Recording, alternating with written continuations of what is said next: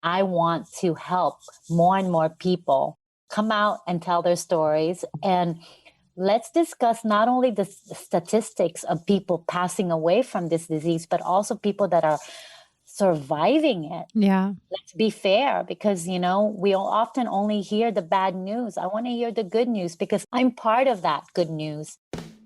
Welcome to Business with Purpose. I'm your host, Molly Stillman of stillbeingmolly.com, and this show is all about bringing you the stories behind the brands, companies, and small businesses that are changing the world. Each week, I interview an entrepreneur, a CEO, nonprofit director, community leader, or just an incredible person who is trying to make a positive impact, not only through their personal life, but also with their career. My goal is to show you that no matter what you do for a living, you can make an impact wherever you are. My guest this week is Veronica Villanueva. Veronica discovered her why after being diagnosed with stage 4 cancer in 2016.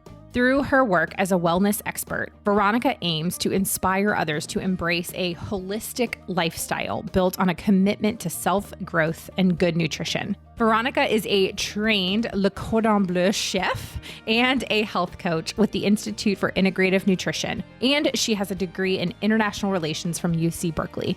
Veronica is based in LA, and she is also the co-founder of Alive Well Thrive, a cannabis line aimed at creating the highest quality cannabis products around to help others live their fullest and healthiest lives yet. Now, full disclosure, I say this a lot during the conversation. This is an area that I don't know much about. And so I am really passionate about just sharing conversations where we can just be curious and ask questions, even if it's a subject that maybe we don't know a lot about. So I just had a really great time just chatting with Veronica and asking her questions that maybe seemed stupid or I don't know, but just honestly trying to learn and listen to understand. So I hope that you have this conversation with Veronica. She really does just have such a passionate heart for health and wellness, and her own story of battling cancer is incredibly inspirational. So I hope that you enjoy this episode. And without further ado, help me welcome Veronica Villanueva. Veronica, I'm so honored to have you on the show. Welcome. Thank you so much for having me here, Molly. I am so happy to be here. I'm so happy for you to be here. I'm going to have you just dive right in and do what all my guests do. And that's give us the Veronica 101. So tell us who you are, what you do, how you got to where you are today. What's your story? Well, I'm very excited to say I am alive. Amen. Despite 5 doctors telling me that I had less than 6 months to live in September 2016, when I was first diagnosed with a stage 4 incurable metastatic lung cancer. I went to the hospital at 4 a.m. in the morning. I had 1.6 liter of fluid in my right lung. They drained it and took a biopsy. But even without the results from the biopsy, they had already diagnosed me and gave me a prognosis of less than 6 months to live. That was when I was 49. Wasn't even going to make it to 50. Now I'm 53. Yay! Yes. So after 9 months, I received my first clean scan. And so I was really happy about that. And I did everything naturally because in Western medicine just did not have any options for me. They basically gave me a death sentence. I wasn't qualified to do chemo nor radiation because it had metastasized all over my upper body. I had lymph nodes. I had it, my chest, my abs, my sides. So they couldn't give me anything else. So I did my own research, got basically a PhD on the subject of cancer, and was introduced to integrative medicine. And thank God, because it really transformed my life. It taught me to, the mind-body connection and the stress that I was under, that I'm sure, and I believe that created the disease in my body. So knowing that and taking responsibilities for what I did to my body and what I did to my mind, I was able to reverse the disease. And by taking responsibility, like I said, and knowing, okay, it was my environment, it was my mindset, it was my unhappiness and the stress that did this. So I'll reverse it by being happy, by cleaning my body, I'm curious. Obviously, there's a lot I want to kind of get into with that and how this has become such a life mission for you. But I kind of want to go back a little bit before the cancer diagnosis. Sure. What did your life look like at that time? if you were looking into my life, you would say, wow, what a perfect life. 3 beautiful children, very smart, and, you know, 2 very good parents. My 3 children, one went to Stanford, the other one to NYU, and the other one is still in college, and seemed like a really perfect life because, you know, kids are very well adjusted, they're very well traveled and very well educated. And that was Miss, you know, super mom, perfectionist, can do it all, you know, and I drove myself crazy by trying to be this perfect mom, you know, where I don't think I portrayed my what real life looked like to my kids. I protected them a lot from reality. And I think it was the reality that I was very familiar with, and I wanted to shelter them from that. And I did everything I could to create this bubble of like perfection. This is how your mom takes care of you from A to Z. Everything's perfect, you know. And I showed them how I think how hard it is to be a mom. Yeah. You know, and it is a hard job, right? Yeah. But I think I definitely struggled with the idea of staying home. As much as I fell in love with my first daughter. Oh, I fell in love with all my 3 children, but my first daughter, when she was born, fell in love with her. I couldn't leave her. I had a choice to either work or stay home, but I couldn't leave her. I fell in love, like I said, and I probably would have been fired the first hour because I was that kind of a mom, you know, overfed her, over took care of her, you know, and because I was an anxious mom, you know, and I had been pregnant before my firstborn. I had an ectopic pregnancy, and that was really hard. And so I lost the baby. And so when I finally when I finally got pregnant again, I really wanted to protect that pregnancy. I wanted that pregnancy to go through.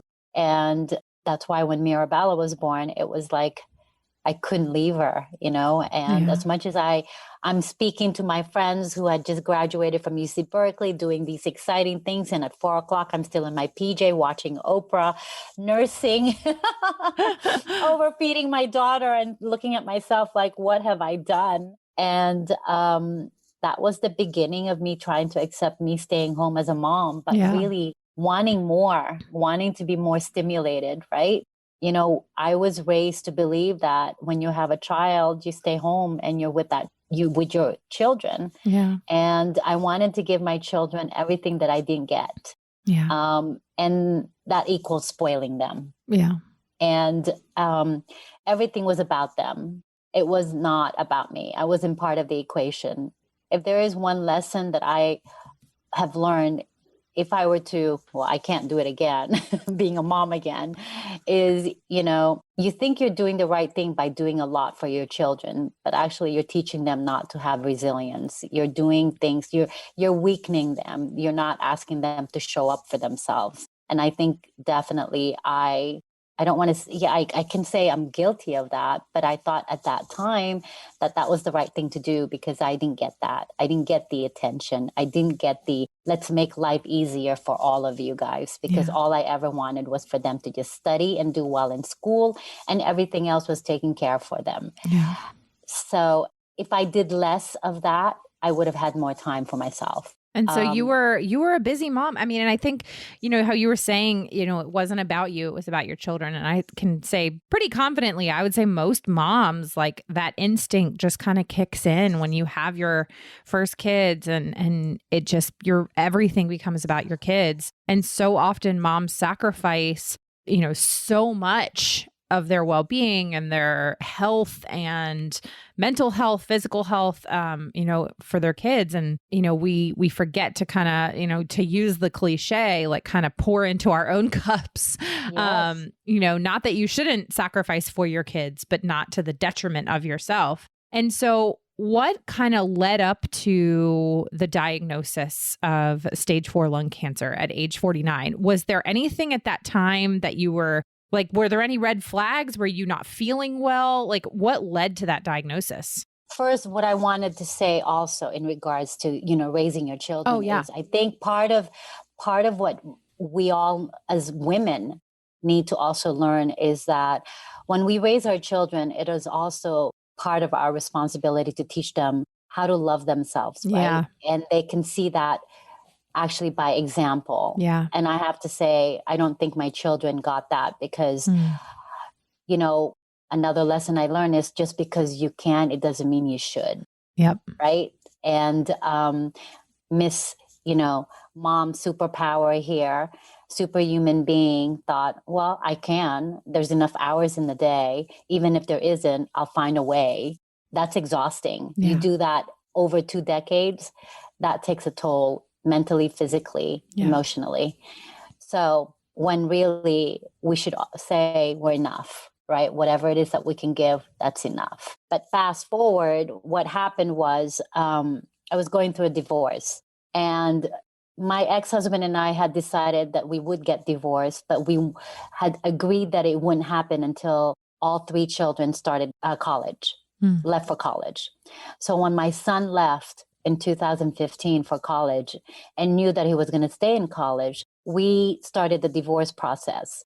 And it was then that I realized that I had been fooled to believe that our divorce would be amicable, when in fact he had pre-strategized the divorce. And I realized that I was I was in trouble because I was not armed at all, because I went in this blindly thinking and trusting him, believing that we would have this incredible, amicable divorce that in fact I thought I would write about. That was the book that I was going to write is, it doesn't mean that just because you want a divorce that you have to destroy everything that you've built and created. Well, guess what? He destroyed that because it became a very ugly divorce. And that was very hard for me. That was complete betrayal. I was shocked. My system, I felt it. I felt my body, my entire system collapse. And I knew something bad was going to come out of that. I just felt it. You just know. And so I didn't take care of myself during that time. I didn't eat. I didn't sleep. Honestly, I just ate Tootsie Rolls and drank coffee because I was researching. Like I said, he had pre-strategized. So he had everything from text to documents, and I had nothing. So I went on into this mode of I can't afford to sleep because I have to do some research about my divorce, and realized that he had hired the top attorney in the Bay Area. And which limited my ability to find other attorneys, because once lawyers start a conversation with him, it's conflict of interest. They can't represent me. Yeah. And that was what happened, the divorce. And then that was December of 2015. By February of 2016, I was starting to have back pain. And that's a sign of lung cancer. And then 7 months later, diagnosed with cancer. I got sick in June. I had the fever. I had the flu, I think. Yeah. I went on vacation to Mexico and I got sick. I never fully recovered from that. And I just became weaker and weaker. And then until the diagnosis. When you say coughing. Back pain, was it like, did you just kind of feel like, oh, maybe I'm stiff and, maybe I pulled a muscle, or was it just, you just kind of began to know something's wrong? Yes. I didn't think anything of it because one thing I didn't mention is I used to compete playing tennis. And so it's not unusual for me to have these aches and pains. Yeah. So I thought I'd just tweak my back, hitting a backhand or whatever. So you're right. I just thought, oh, well, I'm used to having aches and pain. That's all it is. Yeah. What was unusual was the fatigue, because I'm one of these people with a lot of energy. Yeah. And I started needing to sit more, and I was coughing a lot and I was moving. And these people had moved me before, and they're like, are you okay? Because I was sitting and they never see me sit. In fact, I was helping them in the first move. But this time, the second time around, I was really weak. Yeah. And so you received that diagnosis, and everything changed. It just changed, the trajectory of your life. And you weren't able to do traditional, quote unquote, traditional kind of therapies and chemo and radiation. So what began to go through your mind, and how did you even begin this process of, really kind of becoming this very holistic expert and creating this holistic lifestyle and even eventually leading you to start an entire company around this. Actually, 2 companies. Oh, yeah. Yeah. Like one isn't enough. 2 things. I never believed that I wouldn't be here. I just knew in my entire being that I'm going to live. As awful as the news was, it really opened my mind to, and my eyes to the kind of life I was living. So for the first time in my life, I felt like I mattered. Mm.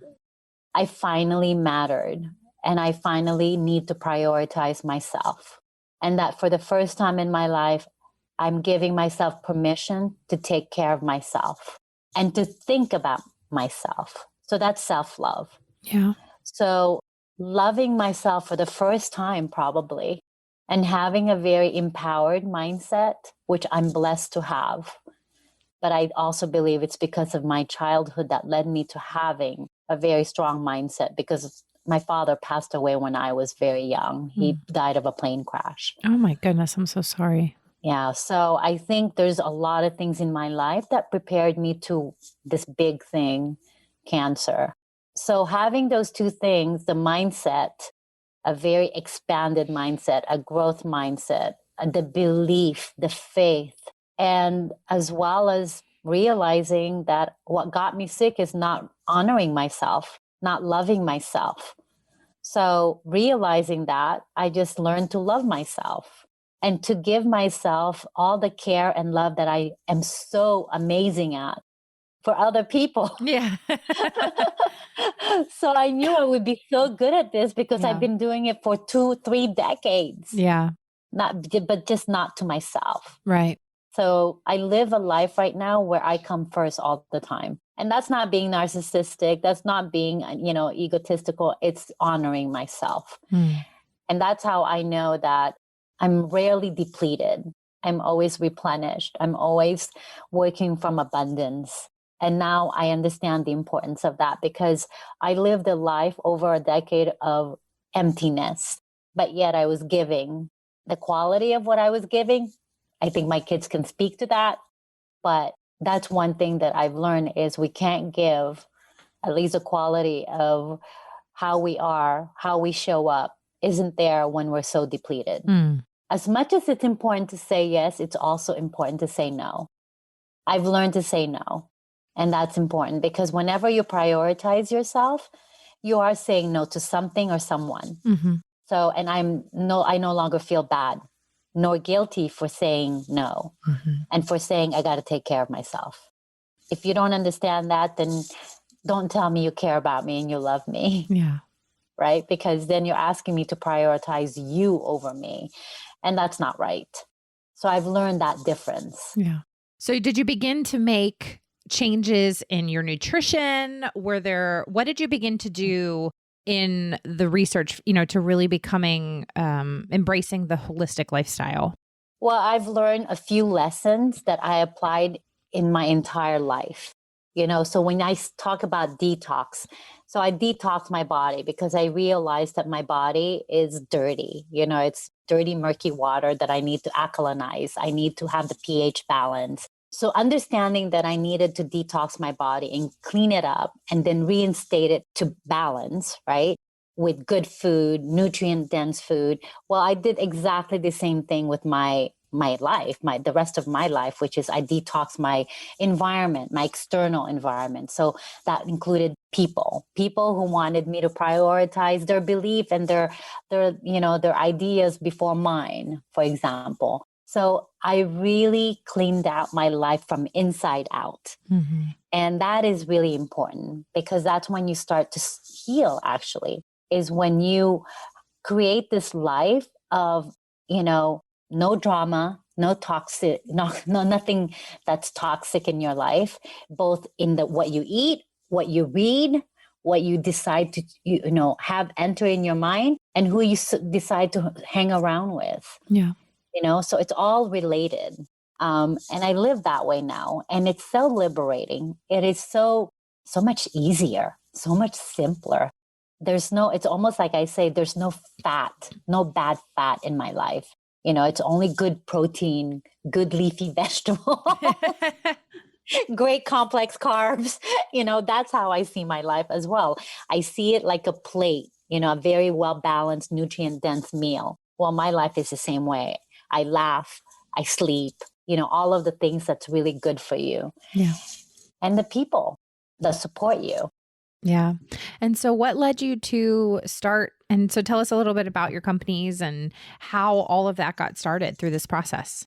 So, when I healed myself, obviously there are a lot of doctors that just couldn't believe what happened. And, people started hearing about what I had done, and people wanted, people were curious. And it's also, people are inspired, they're hopeful. And that is the reason why I share my stories. I really want to change the conversations around cancer, that cancer does not have to be a death sentence, right? It can be a life sentence.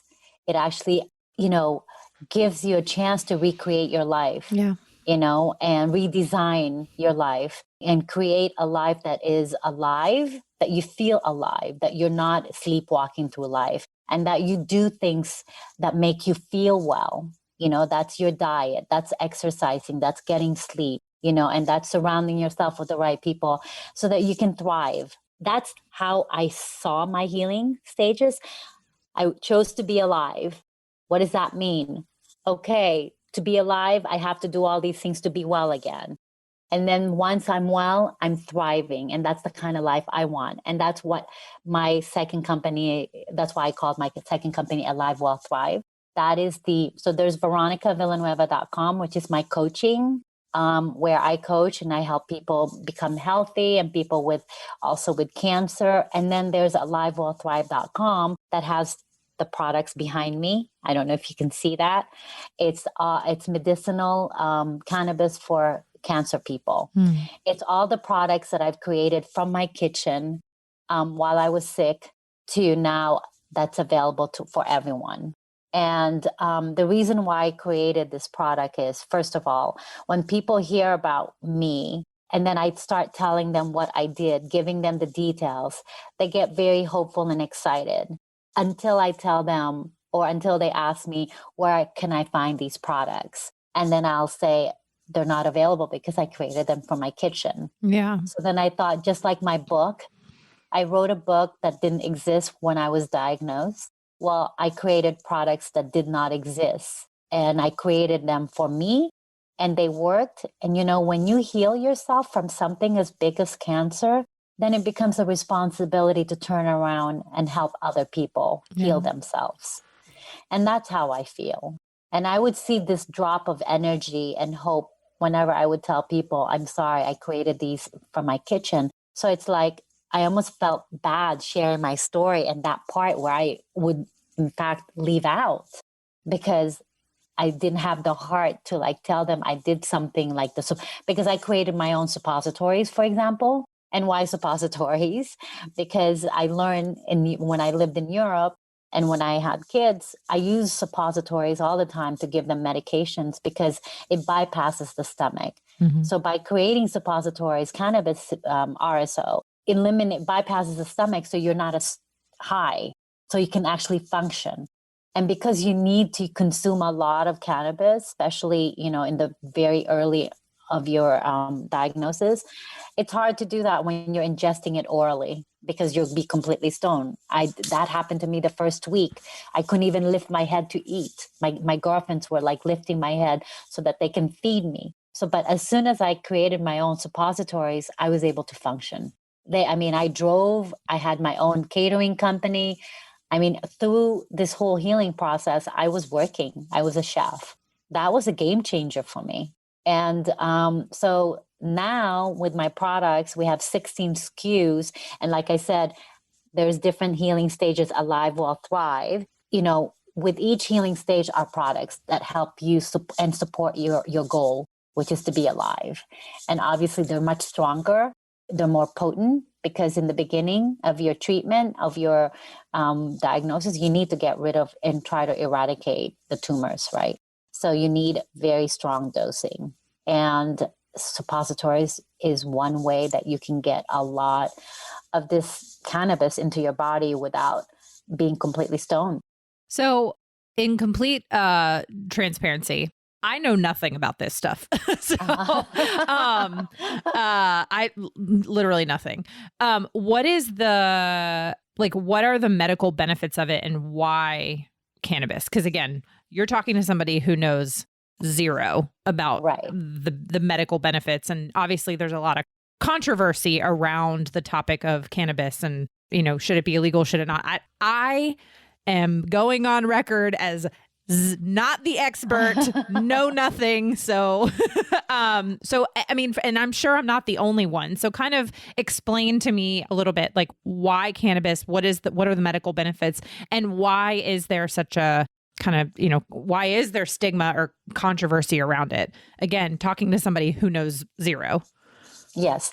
Okay. So this medicinal plant, I'm not going to, say anything negative about the use of it recreationally, because it really paved the way to medicinal cannabis, right? Without it being recreational, the medicinal part probably wouldn't have been exposed quite rapidly the way it is now, right? So thank God for that. Now, I just want to make it also very clear that Alive, Well, Thrive is medicinal. It's not recreational. So that means we have no flowers. We don't vape.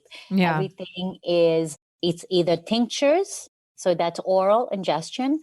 It's topical. So we have balms and oils, and we have also, it's included in we have CBD also infused in our olive oil. We have a pantry line because I'm a chef. So I use a Le Cordon Bleu chef, by the way, I should say, not just any old chef, like a very fancy chef. So yes, Cordon Bleu chef.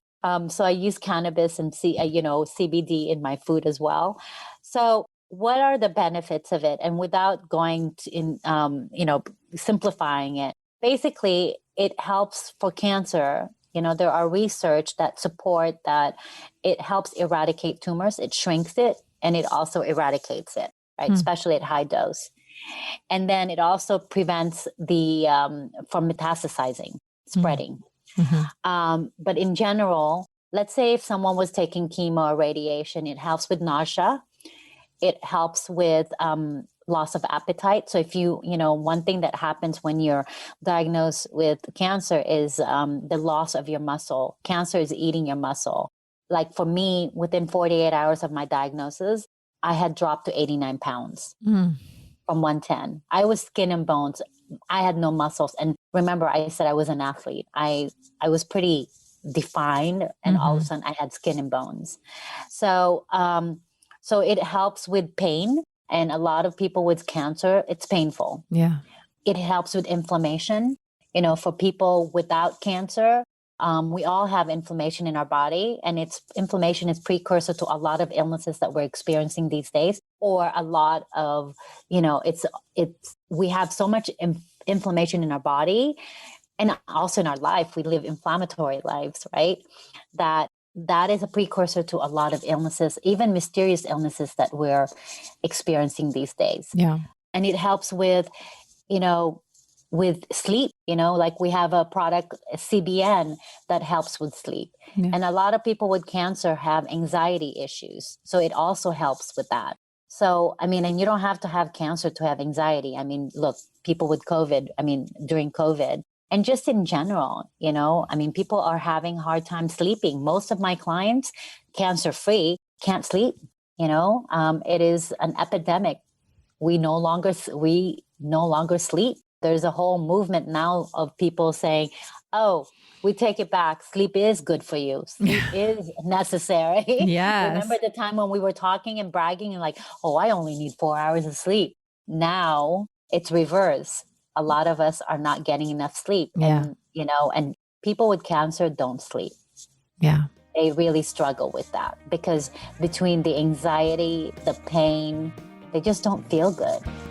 I'm going to take a quick break from my conversation with Veronica to thank our partner of the show, and that is Mama Suds. Guys, it is time for a spring clean refresh. So let's get that home sparkling the safe way with Mama Suds. Castile soap is the superhero of soaps. I am a big fan of Castile soap. It really does all the things from the windows to the walls, and it is truly the only soap that you need. So what can you do with Mama Suds Castile soap? You can clean the floors, scrub the windows, bathtubs, tile, baseboards, blinds, all the things, counters. You can even use it to clean the carpets. So here's what you got to do. You got to grab a gallon of your Mama Suds Castile soap and start tackling all that spring cleaning to-dos at mamasuds.com. And you can use the coupon code Molly for 15% off your order. That's Molly for 15% off your order at mamasuds.com. Now back to my conversation with Veronica. Now I'm curious, because again, don't know anything.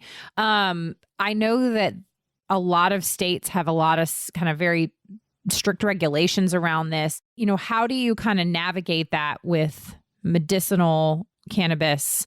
Are your products can people use them in any state that they live in, or how does that work? Well, obviously we're in California, so it's completely legal here. Yeah. And we can't send it. CBD, you can purchase online. Yeah.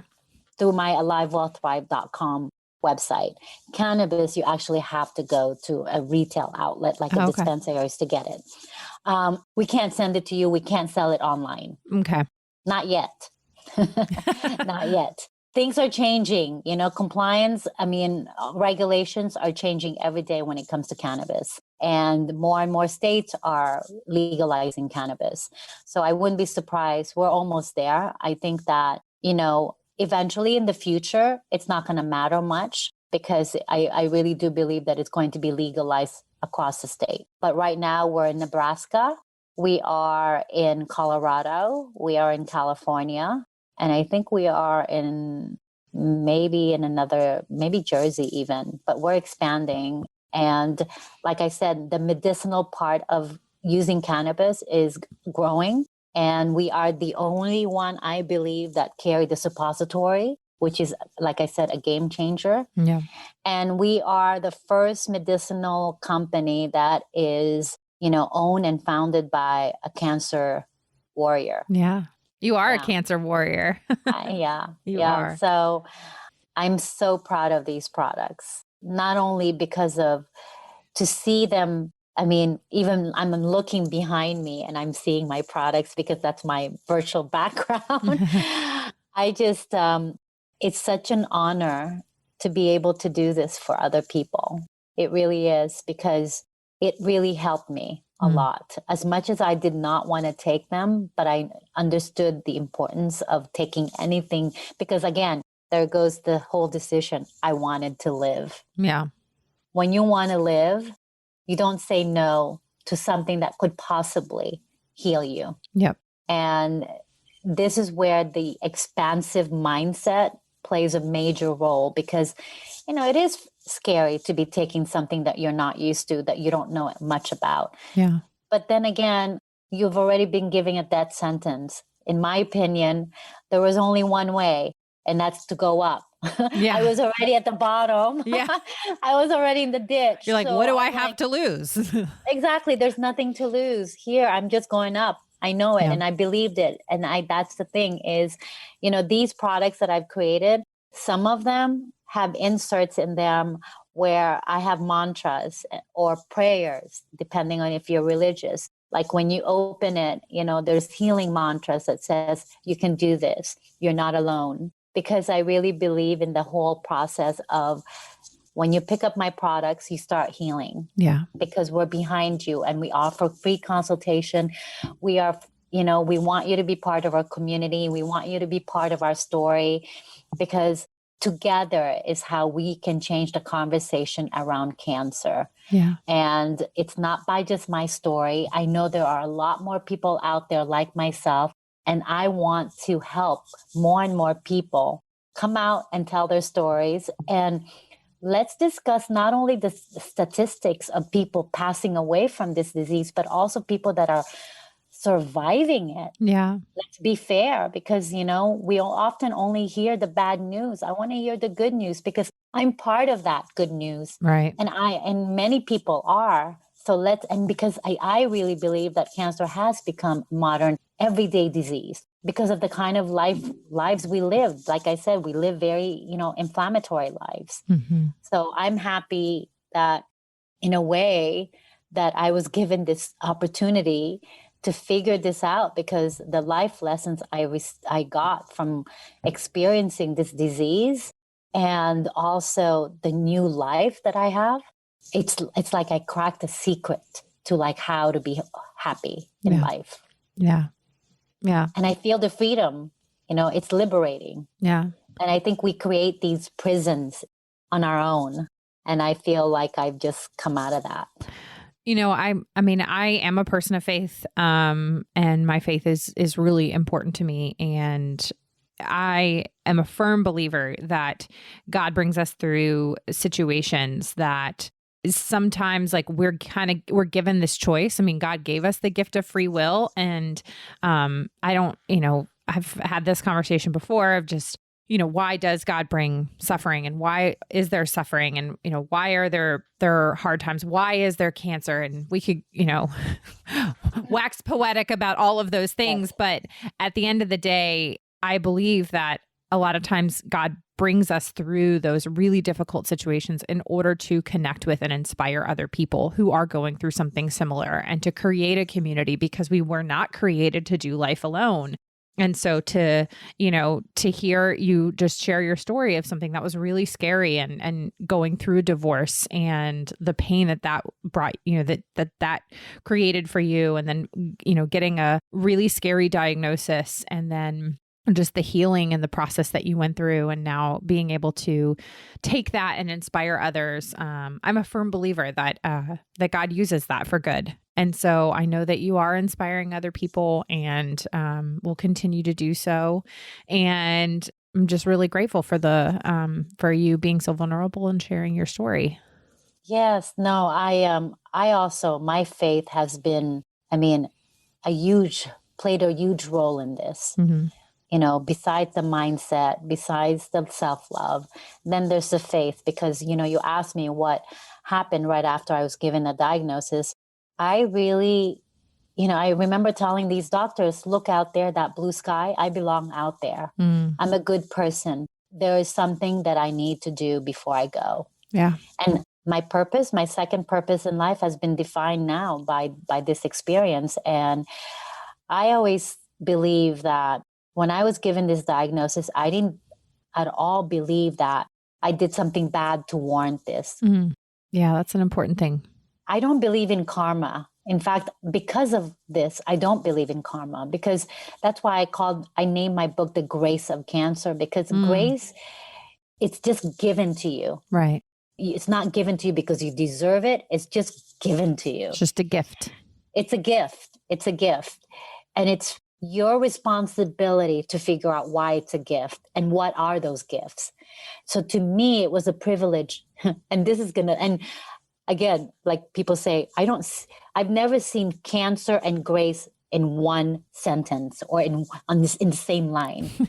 Because how do you put grace with cancer? Right. Well, I'm going to say, for me to say that cancer was the best thing that's happened to me, that was going to be my title, but it was too long. But it is.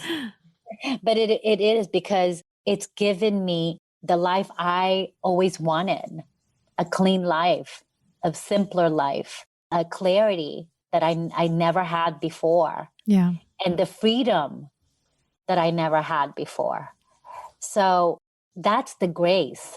And I think that I remember praying to God and saying, what a privilege it is that you believe in me so much, that you gave me this disease, knowing that you're going to give me the strength to fight this, but also knowing that once I've healed myself with your help and guidance, that I have the good heart to turn around and help other people. Yeah. That is the biggest compliment anyone can give me. And I have to process it that way, and I choose to process it that way because I know who I am. And I know that I never did anything that would warrant this as a punishment. So I have to have received it as a gift. And to know that someone up there really believes in me, that I'm going to like do this and make it my purpose to help other people. Yeah. And I'm listening. So I'm doing it. Yeah. And it feels right. And you know why I know it was meant for me? Because none of this, including the book, including the name of the book, it's not me. I'm not even taking credit for it. Even the products I've created, it's not me. I'm just a vessel. I'm just being used. And I'm okay for that. Because some of the things that has happened to me, I couldn't make it up. It's too good to be true. Yeah. But only I know my truth. Mm-hmm. And I don't need anyone to buy into it as long as I'm bought into it. Yeah.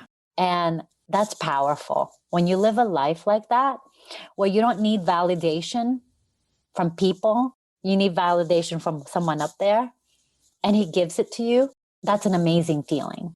And it's very liberating, like I said, to live a life where you're not asking for validation from anyone. Mm-hmm. As long as you know you feel good in your skin and you're doing right by other people, by you, I'm good. I sleep well at night. And it took me 53 years to figure this out. And you know what? It's better than not having figured it out, right? Yes. Right. Well, Veronica, this has been so awesome. Thank you so much for coming on the show. But before we go, I've got a couple of fun, just lighthearted get to know you questions. Okay. So are you ready for the get to know you round? Oh, yeah. Okay. Bring it on. Awesome. Now, knowing that you are a Le Cordon Bleu chef, which is, pretty awesome. If you had to cook, I guess this is kind of a two-part question. If you could cook the same meal for dinner every night for the rest of your life, what would it be? And if the question was, if you had to eat the same meal, do you have a favorite meal you like to cook, or do you have a favorite meal you like to eat, or are they the same? Different. I'm a soup girl. You like to eat soup or make soup? Both. Both. That's my go-to. That's my comfort food, soup. What's your favorite kind? 2 flavors. Well, 2 different ones.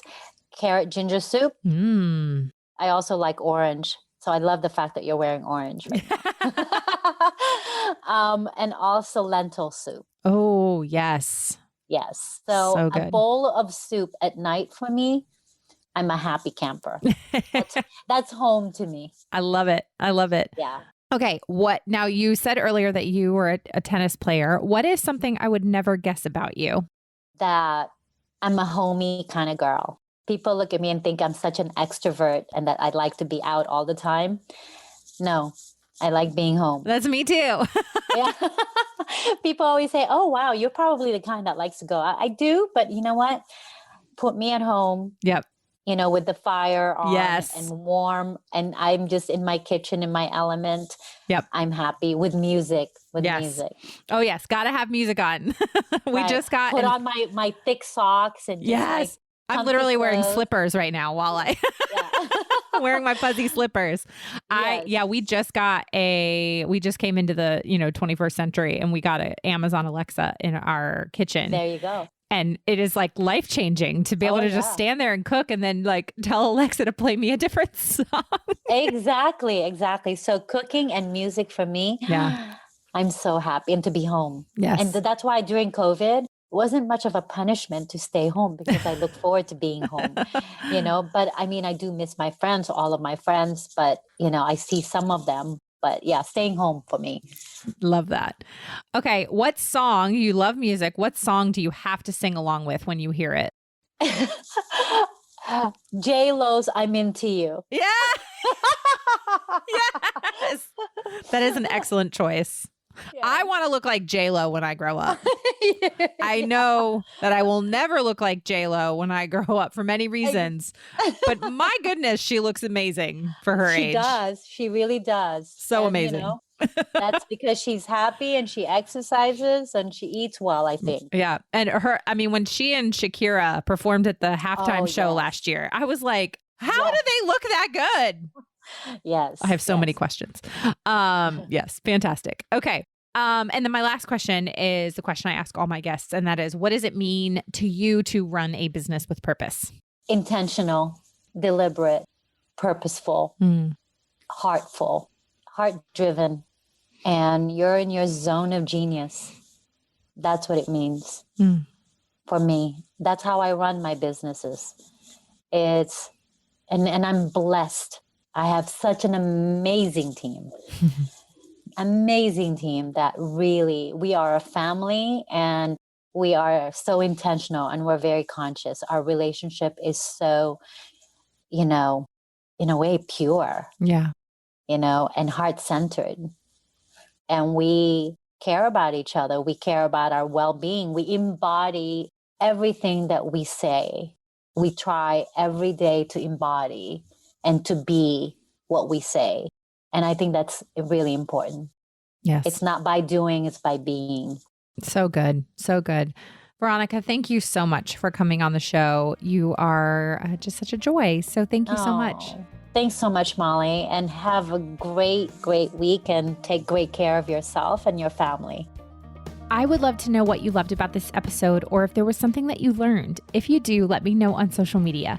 You can find me at Still Being Molly or at Business with Purpose Podcast on Instagram or Facebook. And don't forget to use the hashtag Business with Purpose Podcast. Another thank you to our partner of the show, Mama Suds. Don't forget to use that code Molly for 15% off and shop at mamasuds.com. Thank you so much for listening to this week's episode. If you're a first-time listener of the show, welcome. Be sure to visit the archives for past shows featuring incredible entrepreneurs and business owners who are quite literally changing the world with their businesses. And if you're a regular listener, thank you for tuning in and week out, and thank you for your support. Be sure to head on over to Apple Podcasts, Spotify, Google Play, Radio Public, or basically wherever you listen to podcasts, and click that subscribe or follow button to make sure you never miss a new episode of the show. And while you're there, would you take a moment to leave a review? Leaving a review of the show helps me to know what you're liking and how the show is personally impacting you. This show is produced by the incredible team at Third Wheel Media.